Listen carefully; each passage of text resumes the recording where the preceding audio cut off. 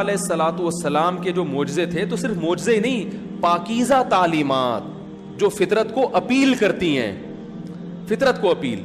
جو اس طرح کے فراڈی ہوتے ہیں نا، شعبدے باز، ان کی پاکیزہ تعلیمات نہیں ہوتی. وہ صرف لیبل لگانے کے لیے کچھ اچھی اچھی باتیں کر رہے ہوتے ہیں، لیکن اندر اندر وہ بہت سارے غلط یعنی کام کر رہے ہوتے ہیں. تو قرآن کی دعوت، قرآن کہہ رہا ہے پیغمبروں کی تعلیمات کیا ہوتی ہیں؟ پاکیزہ، بہت صاف ستھری. ہمیشہ پیغمبر کی زبان سے جب کوئی کلام ہوگا تو پھول جھڑ رہے ہوں گے، ہمیشہ پھول جھڑ رہے ہوں گے.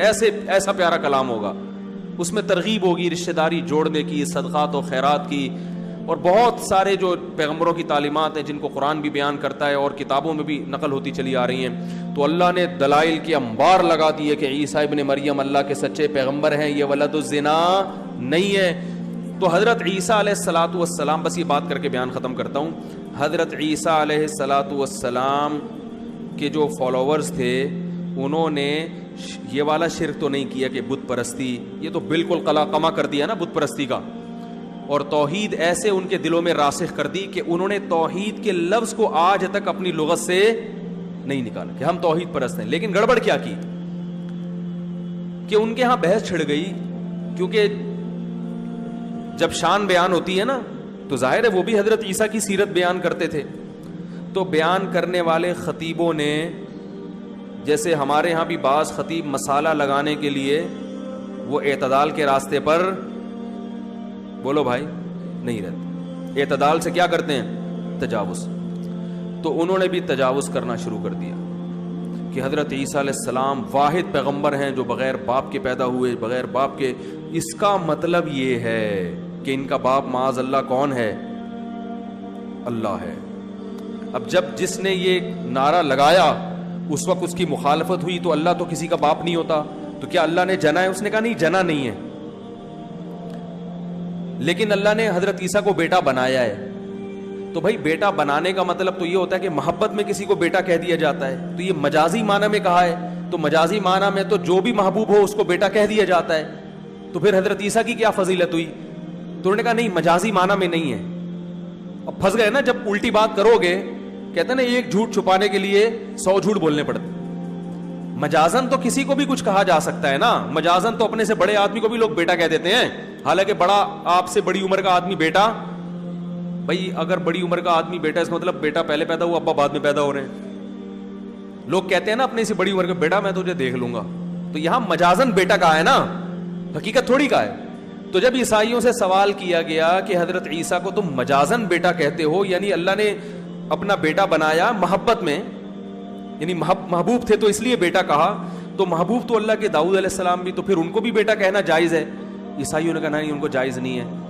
تو بھائی وہ بھی تو محبوب تھے. ہاں محبوب تھے، لیکن یہاں مجازن نہیں ہے بلکہ حقیقتاً ہے. تو بھائی حقیقت میں تو بیٹا وہ ہوتا ہے جس کو جنا ہو. تو کیا اللہ کے جسم کا ٹکڑا ہے؟ کہ نہیں، ٹکڑا بھی نہیں ہے. تو بھائی کیا ہے؟ آج تک عیسائیت اس سوال کا جواب، بولو بھائی، نہیں دے سکتی. In fact, Jesus is referred to not as God's son, but his servant. And concerning the broken bread, we thank you, our Father, for the life and knowledge which you made known to us through Jesus, your servant. To you belongs the glory. And they say, the Beneficent hath taken unto himself a son. Be he glorified. Nay, but those whom they call sons are honored slaves. جب آپ شرک کی طرف آتے ہو تو شرک ایک ایسی چیز ہے جس کا نہ سر نہ پاؤں. اس میں پھر 50 والا بھگوان بھی آئے گا مارکیٹ میں، 100 والا بھگوان بھی آئے گا. پھر آپ خود ہنسو گے کہ یار مجھے 50 والا نہیں چاہیے، مجھے جاپان کا اوریجنل بھگوان چاہیے. میں تھائی لینڈ میں گیا، ایک مارکیٹ تھی جہاں بھگوان ہول سیل کے حساب سے بک رہے تھے. ہول سیل کے ساتھ 4 بھگوان پر 1 بھگوان. بولو بھائی، 4 بھگوان پر 1 بھگوان فری. تو یہ جب شرک ہوگا تو یہ تو ہوگا نا. ایک یوٹیوب پہ کسی نے بڑا زبردست کلپ بھیجا، ایک ایتھیسٹ ہے، گوروں انگریزوں میں نا کوئی اسمبلی میں تھا یا کیا تھا، ان کی کوئی میٹنگ ہو رہی تھی، وہ دلائل سے قائل کر رہا تھا یہ کائنات کو یہ خود سے بنی ہے، کسی نے نہیں بنایا اس کو. تو وہ انگریز ہی غیر مسلم تھے، لیکن اس سے کراس کویشچن پوچھ رہے تھے کہ یار خود سے بنی ہے تو کیسے ہو گیا یہ. تو اس نے کہا یہ بس خود سے ایک چیز تھی جس سے یہ وجود میں آ گیا. تو وہ سب نہ ہنس پڑے dispute exactly what's meant by nothing, but whatever it is, it's very, very simple. And why is that funny? Well, I think it's a bit funny to be trying to define nothing.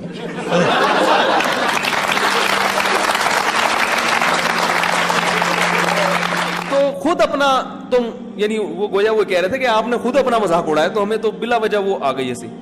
تو وہ جب Thai land میں گئے ہیں وہ بھگوان market میں, تو مجھے بڑا عجیب سا محسوس ہوا. میں نے کہا یار یہ 4 پہ 1 کیا ہے. پھر یہ کسی کے مذہب کا مذاق نہیں اڑانا چاہیے, میں مانتا ہوں, لیکن میرا مقصد یہ بتانے کا ہے کہ جو شرک ہے نا اس کے سر اور پاؤں بولو بھائی نہیں ہوتے.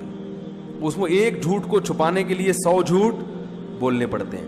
تو یہاں بھی ایسا ہی ہوا. عیسائیوں نے حضرت عیسیٰ کو اللہ کا بیٹا کہا.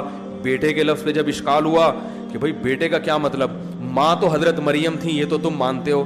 تو اگر معاذ اللہ کو نقل کفر نباشت باپ مان لیا جائے تو حضرت مریم کا اللہ سے کیا رشتہ ہوگا. But what makes it so dangerous for today's Christianity is what it leaves out. There is no mention of the virgin birth, no mention of the resurrection, and above all, no mention of Jesus as God. They surely disbelieve who say, Lo, Allah is the Messiah, son of Mary. The Messiah himself said, O children of Israel, worship Allah, my Lord and your Lord.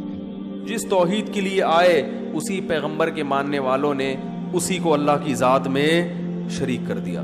تو پھر اللہ رب العزت نے ارادہ کیا کہ اب ابراہیم علیہ السلام کی جو 2 بیٹے تھے نا, اسحاق اور اسماعیل, اسحاق علیہ السلام کی اولاد میں جتنے پیغمبر پیدا ہونے تھے ہو گئے. ان کی قومیں ان کی قدر نہیں کر رہی. اب میں اس ابراہیم کے جو دوسرے بیٹے ہیں اسماعیل ان کو نوازوں گا اور ان کی اولاد میں ایک ایسا پیغمبر پیدا کروں گا جو ابراہیم علیہ السلام کی دعا کا نتیجہ ہو.